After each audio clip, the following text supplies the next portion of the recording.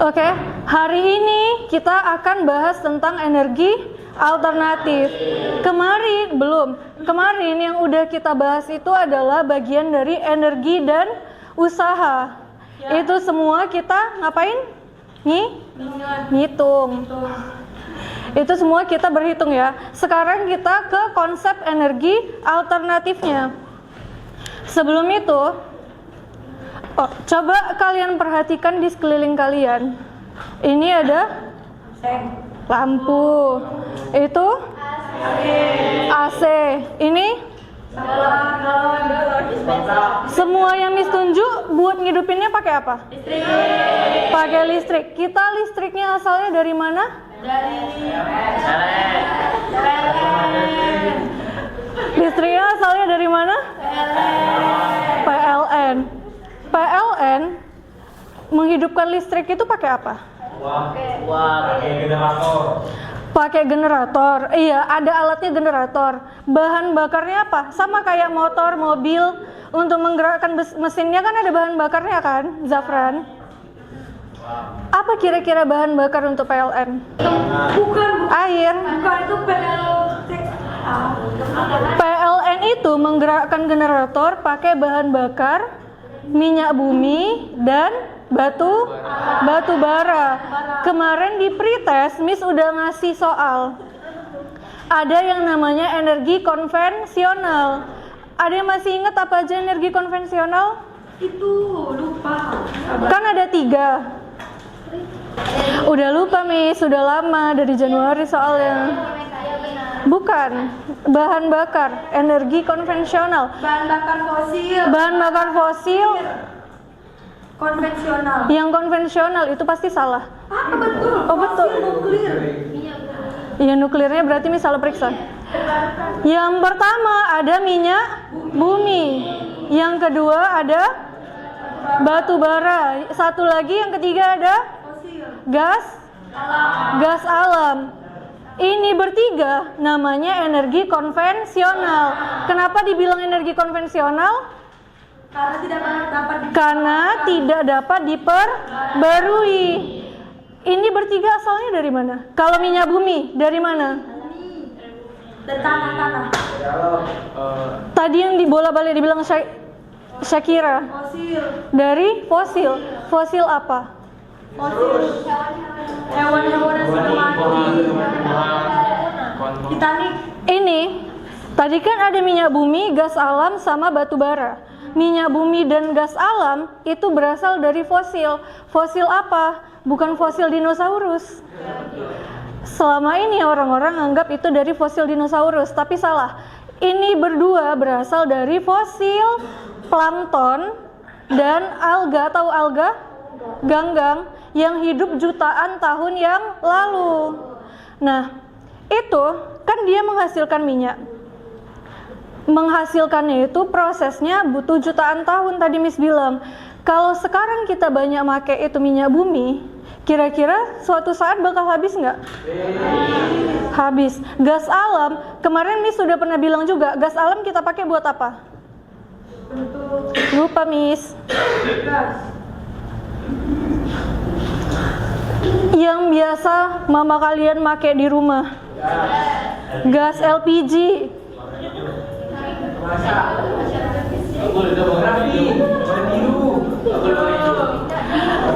Batu bara dipakai untuk PLN juga, pembangkit listrik tenaga uap. Tapi batu bara dia berasal dari tumbuh-tumbuhan yang hidup di daerah rawa.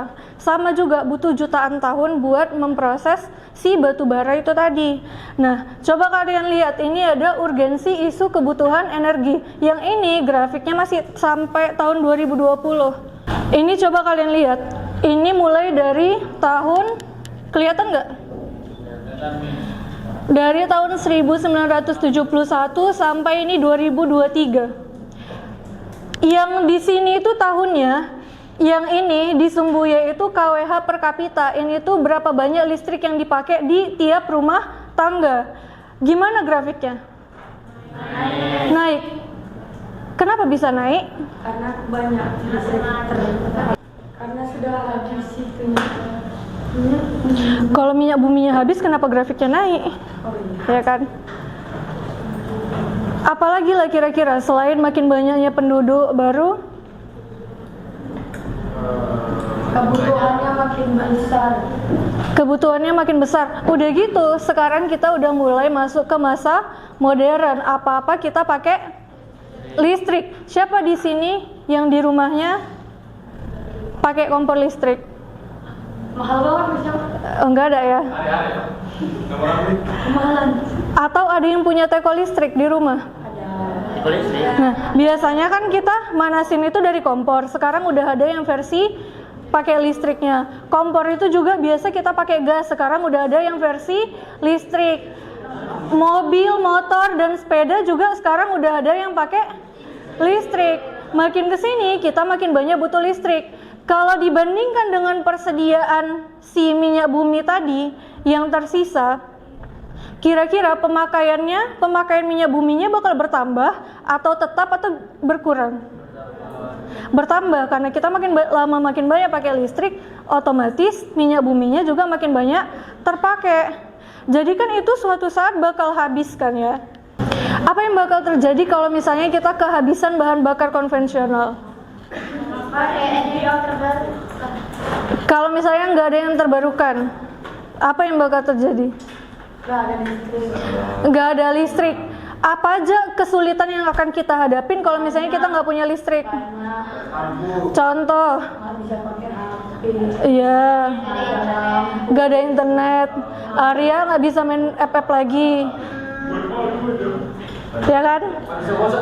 Nggak bisa gosok. Emang Arya gosok di rumah? Iya. Iya. Baru apalagi?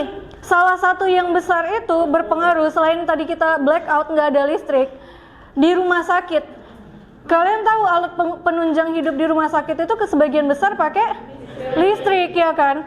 Kalau misalnya listrik nggak ada, apa yang bakal terjadi di rumah sakit itu? Banyak mati.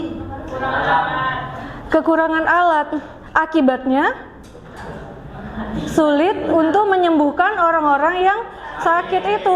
Selain itu apa lagi kira-kira yang bakal terjadi kalau misalnya kita nggak kehabisan listrik?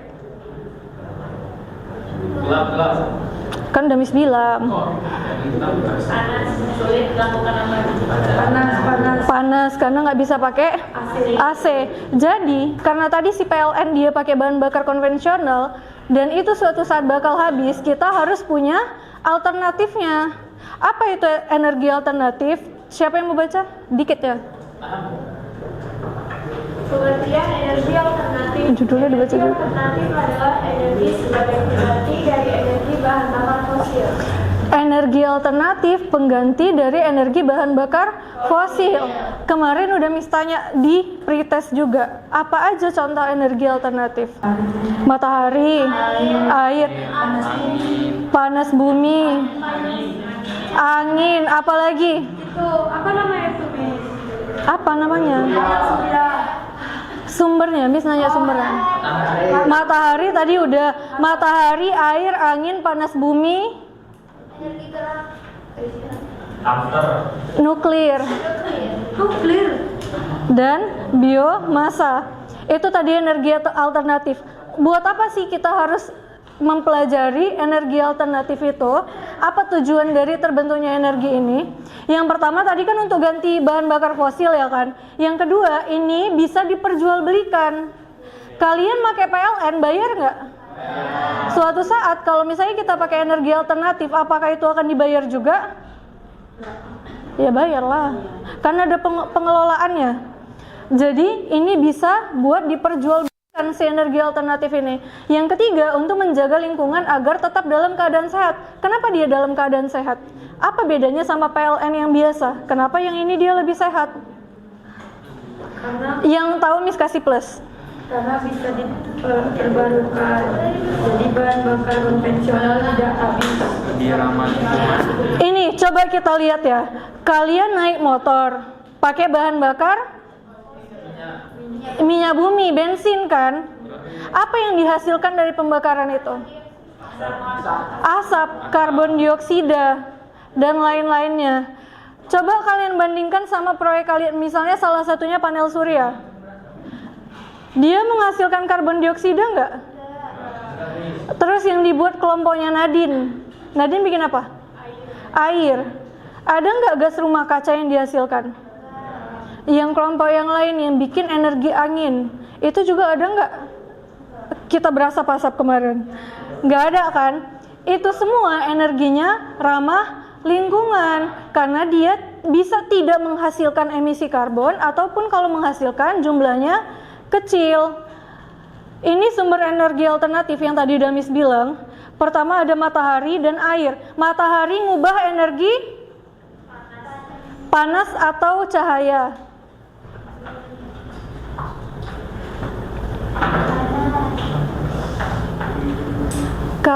Kalau matahari yang kita pakai itu dia mengubah energi panas atau cahaya? Cahaya menjadi listrik. Baru yang kedua, air dari energi. Kan kemarin udah coba tuh di depan.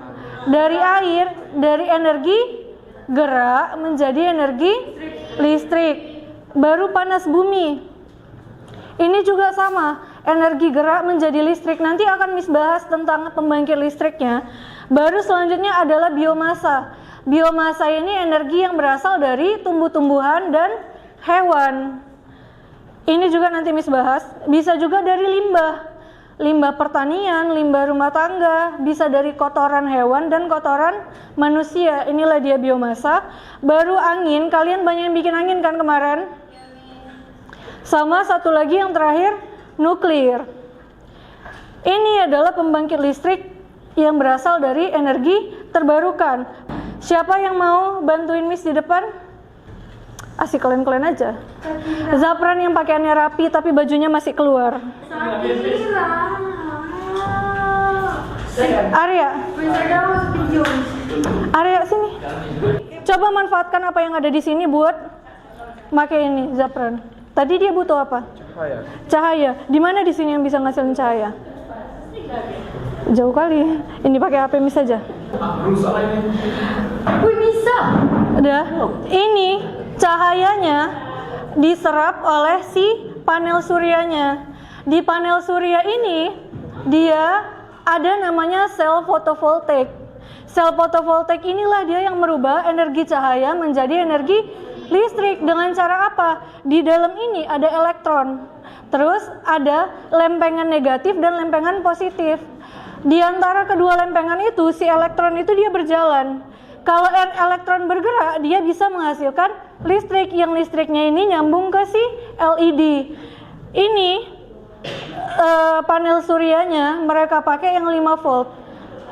Lampunya 2 volt. Kira-kira satu panel surya ini bisa ngidupin berapa lampu? Panel suryanya 5 volt.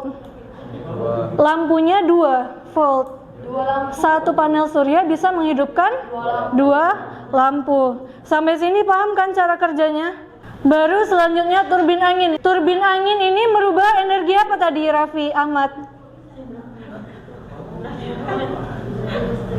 Kan bentuknya kecil-kecil gini, ramping kan. Di tengahnya itu kayak apa bahasanya? Apa ya? Kayak ada lekukan gitu supaya dia bisa menangkap si angin di tengah-tengah si baling-balingnya ini. Nah, itu kan nanti dia nangkap angin. Baru dia berputarlah si baling-balingnya. Di sini dia jadinya memutar turbin ya, Gerald.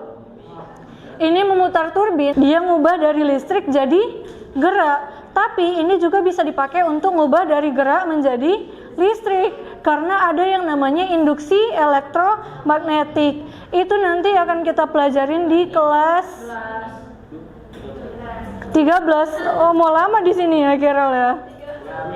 Ini nanti akan kita pelajarin di kelas 12 tentang induksi elektromagnetik. Kenapa gerak itu bisa menghasilkan listrik. Baru selanjutnya, ini ada energi panas bumi. Kalau panas bumi berarti yang dipakai apa? Kalau panas bumi berarti kita pakai panas bumi lah. Kalian tahu panas bumi nggak? Kalau misalnya gunung meletus, itu apa namanya? Magma. Magma itu asalnya dari Panas bumi, tanah. iya, dari lapisan bumi, namanya astenosfer. Kalian udah belajar geografi kan? Dia berasal dari astenosfer, salah satu lapisan bumi. Di sini, iya hilang. Sabar ya.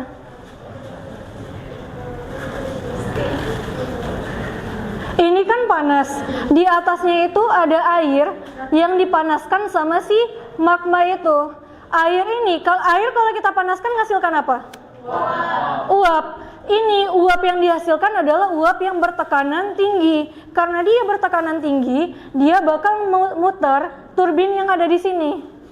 Ini kan uapnya disalurkan naik ke atas, baru masuk ke dalam sini. Ini dia bakal ngegerakin turbin. Turbinnya ini terhubung ke generator. Cara kerja generatornya sama dengan cara kerja generator yang di ini tadi.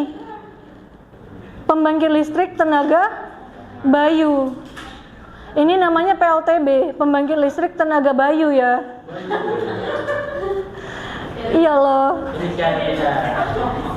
Nah, jadi sama-sama ini antara yang angin dan panas bumi, cara kerjanya sama-sama untuk memutar turbin, yang turbinnya terhubung ke generator. Tapi yang berbeda adalah si sumber energi yang digunakan, gitu. Baru selanjutnya ini ada hydropower. Hydropower itu bahasa kita sehari-hari adalah PLTA, pembangkit listrik tenaga air. Siapa yang pernah ke PLTA? Di Sumatera Utara ini ada nggak? Raihan katanya pernah ke PLTA. Apa yang dilihat di sana, Raihan? Ada bendungan baru.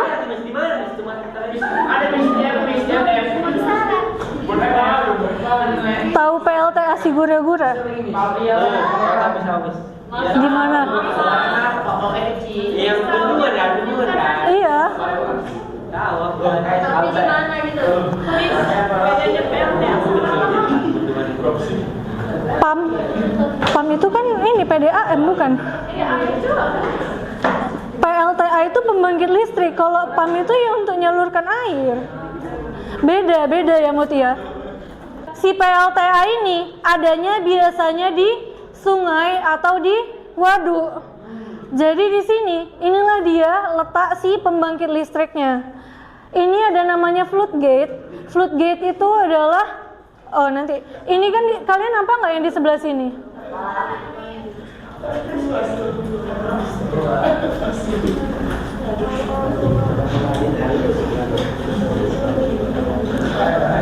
Udah lah, nggak usah nampak gambarnya, nggak apa-apa lah ya.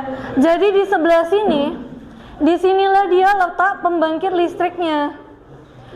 Ini kan bendungannya tinggi, nanti airnya disalurkan ke daerah yang lebih rendah. Di dalam sini itu ada saluran air, ada pipa yang nanti kan airnya dibikin menurun. Sama juga kayak ini, sama kayak panas bumi tadi, karena airnya bergerak turun, di situ dipasang turbin. Apa yang terjadi? Turbinnya berputar. Turbinnya juga sama terhubung ke generator yang nantinya akan menghasilkan listrik. Jadi ini setelah dari sini di bawahnya ada lanjutan aliran sungainya. Terus kalau gitu yang ini apa? Ada yang tahu floodgate? Flood ini itu gerbang. Jadi kalau misalnya kan si waduk ini airnya tinggi. Jadi kan ini nanti takutnya bakal tumpah ke depannya kan. Inilah fungsinya ada si gate itu. Kalau misalnya airnya lagi banyak, gate-nya bakal dibuka tinggi. Jadi air yang mengalir bakal lebih banyak. Disinilah dia jalur-jalur supaya ikan itu bisa turun melanjutkan rutenya. Kalau misalnya jumlah airnya sedikit, dia bakal ditutup si gate-nya tadi. Akibatnya ini bisa nggak bakal ada air yang mengalir. Contohnya bisa kalian lihat yang di sini, sebelah sini berdua.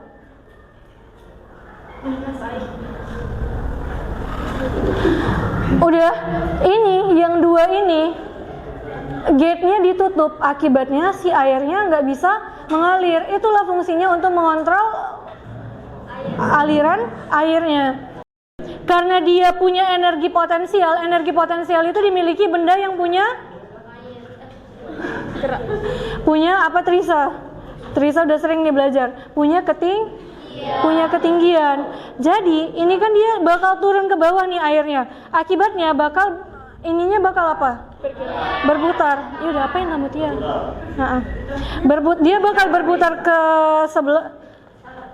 Cara kerjanya mirip sama yang ini tadi, sama yang panas bumi tadi. Bu Tia nggak kenceng muternya. Ini masih bisanya Nadine? Bisa. Ini kalau misalnya dia berputar kencang, dia bakal menghasilkan listrik. Listriknya itu disalurkan ke si LED ini. Biomasa kan tadi Miss bilang dia asalnya dari tumbuh-tumbuhan, hewan. Contohnya itu seperti serat kayu, serbuk kayu, tahu kan? Serbuk kayu. Baru tadi Miss bilang bisa dari kotoran hewan atau manusia. Bisa juga dari limbah pertanian. Ntarlah. Ini versi yang paling sederhananya adalah, contohnya kalau kalian bakar-bakar pakai kayu, itu juga termasuk energi biomasa. Dan ini kenapa ramah lingkungan? Karena si biomasa ini mampu menyerap karbon dioksida yang udah kita hasilkan. Itulah dia. Contohnya ini ada biogas, biodiesel, dan ada juga biofuel. Biofuel itu bahan bakar bio gitu. Terakhir, ini ada pembangkit listrik tenaga nuklir. Ada nggak nuklir di Indonesia? Di Rusia ada, di Jepang ada, Amerika ada, Korea ada, banyak negara yang ada. Tapi Cina ada, Indonesia belum ada. Ini dia cara kerjanya hampir mirip-mirip juga sama yang ini tadi. Ini melalui namanya reaksi pembelahan inti atau reaksi fisi nuklir. Kalian tahu ini bahan bakarnya pakai apa? Satu natrium. Nuklir. Kalian tahu uranium? Uranium itu dipakai untuk bahan bakar ini. Jadi nanti ada pembelahan inti uranium. Inti uranium yang satu sama yang lainnya bakal saling bertumbukan dan mereka akan menghasilkan inti baru yang masanya lebih ringan. Ini dia bakal menghasilkan energi yang besar. Energinya ini dalam bentuk panas. Panasnya ini dipakai untuk menghasilkan uap. Nanti uapnya bakal gimana sama kayak yang tadi-tadi? Uapnya bakal menggerakkan turbin. Turbinnya terhubung sama generator.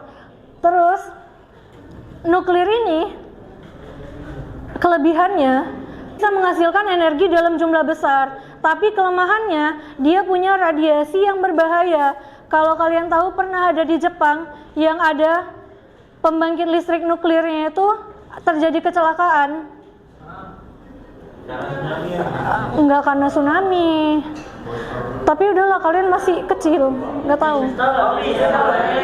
Udah, ini Miss ngasih tahu bahayanya dari radiasi nuklir ya sedikit. Pernah ada di tahun 80-an atau 90-an di Jepang juga, ada 3 orang mahasiswa yang masuk ke dalam sini. Rupanya terjadi kecelakaan di dalam. Akibatnya, yang satu ini dia masih agak luka bakar dikit. Yang satunya agak lebih parah sedikit. Miss lupa parahnya sampai segimana. Tapi yang satu ini dia ada laki-laki kan. Gara-gara dia kena radiasi nuklir, yang terjadi adalah kulitnya ini semua meleleh. Jadi dia hidup itu benar-benar dengan bantuan medis, alat bantu di rumah sakit. Kulitnya udah nggak ada lagi sama sekali. Jadi ini langsung daging. Dan bahkan tengkoraknya tuh udah agak nampak. Dia bisa ngomong bicara kayak kita? Enggak, karena kan udah tinggal kayak gitu kondisinya. Kalau nggak salah dia 2 minggu atau sebulan habis itu meninggal. Karena kenapa dia dipertahankan hidup? Buat dipakai untuk ini. Apa ya gimana caranya kita bisa mengatasi atau mengobati orang yang kena radiasi nuklir itu. Itulah dia, ini sebenarnya jadi bahan uji coba juga. Udah, ini terakhir ya. Jadi di Indonesia sendiri kita punya potensi besar energi terbarukan. yang dari tadi yang Miss bilang. Cuman dari potensi yang harusnya kita bisa menghasilkan 417 gigawatt, kita cuman bisa menghasilkan 10,4 gigawatt karena belum semuanya kita berdayakan. Inilah dia contoh pembangkit listrik yang ada di Indonesia. Ini yang tenaga suryanya, ini yang tenaga air, yang ini panas bumi, dan yang ini tenaga apa tadi B-nya? Tenaga bayu. Itu. Oke, ini aja materi tentang energi alternatif. Terakhir Miss ngasih pertanyaan, apa potensi energi alternatif yang ada di Sumatera Utara? PLTA. Karena kita punya banyak sungai yang arusnya deras ya kan? Tenaga uap panas bumi karena kita punya gunung berapi. Kalau tenaga angin yang bayu ada nggak?